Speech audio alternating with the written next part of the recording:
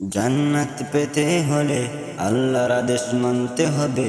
জান্নাত পেতে হলে আল্লাহর আদেশ মানতে হবে। আল্লাহর আদেশ মানতে না লাগলে ভালো।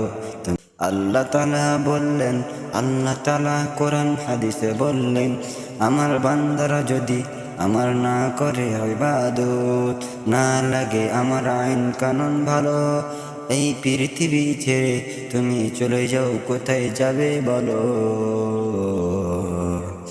যদি মরে যাও তাহলে কোনো শান্তি নাই, বলো ভাই বলো।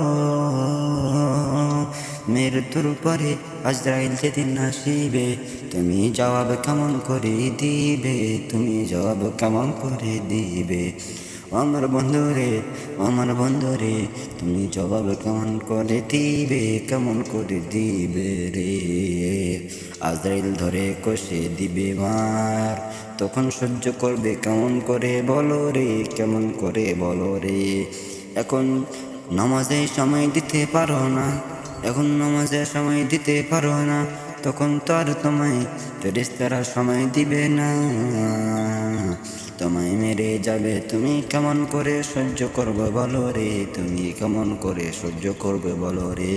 জান্নাত যদি পেতে চাও, জান্নাত যদি পেতে চাও, আল্লাহর আইন কানুন মেনে যাও। আল্লাহর আইন কানুন যদি মানতে না লাগে ভালো, এই পৃথিবী ছেড়ে তুমি কোথায় যাবে বলো?